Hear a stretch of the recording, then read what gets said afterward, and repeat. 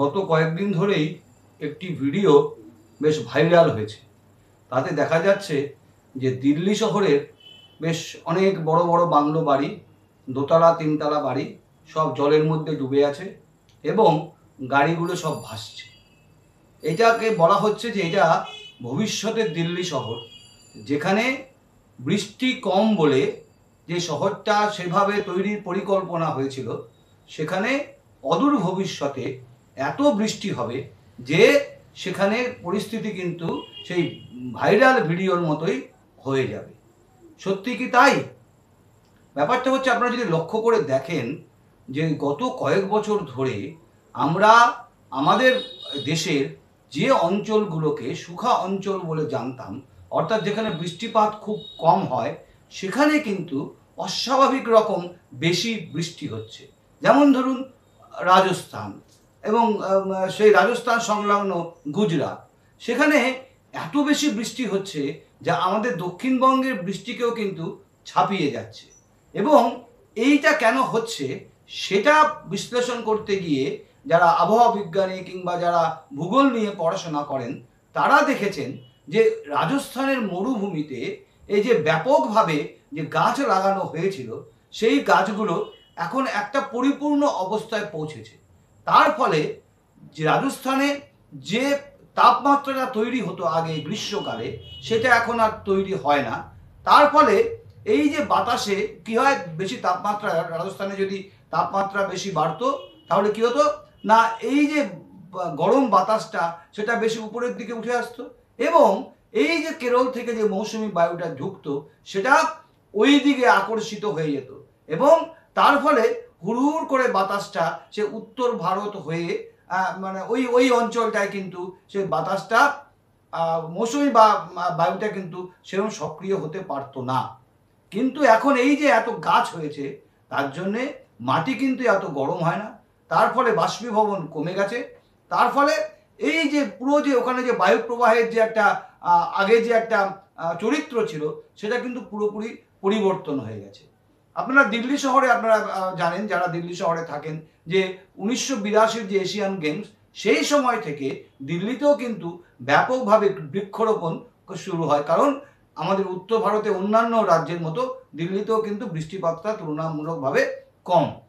এইবার আপনারা দেখবেন যে এইবার যেমন গ্রীষ্মকালে দিল্লিতে তাপমাত্রা হঠাৎ করে প্রায় 55 ডিগ্রি সেলসিয়াস ছুঁয়ে গেছে, সেটাও কিন্তু একটা আবহাওয়ার পরিবর্তন। এবং যেহেতু এই যে এত গরম হয়েছে, তার ফলে এই যে আমাদের মাটি থেকে এই যে উষ্ণ বাতাসটা যে দ্রুত উপরের দিকে উঠে গেছে, সেটা উপরের ঠান্ডা বাতাসের সঙ্গে মিশে বজ্রগর্ভ মেঘের তৈরি করেছে এবং সেই মেঘটা যখন জলীয় বাষ্পে সম্পৃক্ত হয়ে গেছে, তখন কি হয়, সেইটা হঠাৎ করে সে দিল্লির উপরে প্রচণ্ড বৃষ্টিপাত ভাবে নেমে এসেছে। সুতরাং এই ধারাটা, আবহাওয়ার এই ধারাটা যদি চলতে থাকে, তাহলে কিন্তু যে ছবিটা ভাইরাল হচ্ছে, ভিডিওটা, সেটা কিন্তু হওয়াটা কিছুমাত্র কিন্তু অস্বাভাবিক কিছু নয়। আরেকটা জিনিস আপনারা তুলনা করে দেখবেন যে আমরা দক্ষিণবঙ্গ বা এই পূর্ব ভারতের যা বিস্তীর্ণ এলাকাকে আমরা অতিরিক্ত বৃষ্টিপাতের অঞ্চল বলে কিন্তু আমরা জানতাম, কিন্তু এখন যা হচ্ছে যে জুন মাসে তো বৃষ্টি বর্ষা সেরকম জোরদার হচ্ছেও না। জুলাই মাসের অর্ধেকের সময়, আমরা এখন জুলাই মাসের প্রায় মাঝামাঝি চলে এসেছি, সেই সময়ও কিন্তু আমাদের এখানে বর্ষা নেই। অন্যান্য কয়েক বছর দেখা গেল জুনেও বৃষ্টি না হলে এই জুলাইয়ের প্রথম দ্বিতীয় সপ্তাহে কিন্তু ভালো বৃষ্টিপাত হতো।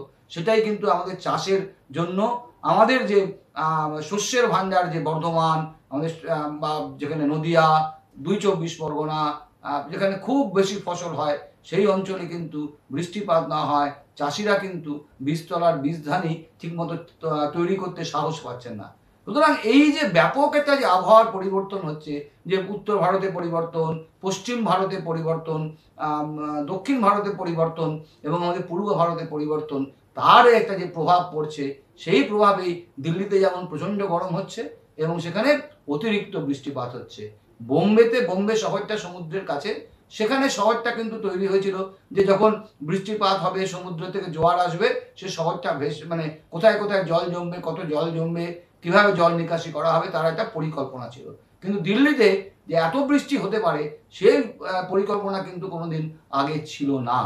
এবং দিল্লি শহরটা যেরকমভাবে ইতিমধ্যে সেজে উঠেছে, গড়ে উঠেছে, সেখানে এই নগর পরিকল্পনা কিন্তু এখনও আর পরিবর্তন করা সম্ভব নয়। সুতরাং যদি এরকমভাবে যদি বিশ্ব উষ্ণায়ন চলতে থাকে, এরকমভাবে যদি আবহাওয়ার পরিবর্তন চলতে থাকে, এরকমভাবে যদি প্রচণ্ড গরম তারপরে প্রচণ্ড বৃষ্টিপাত হয়, তাহলে কিন্তু কি হবে সেটা কিন্তু মানে একমাত্র আবহাওয়াই বলতে পারে।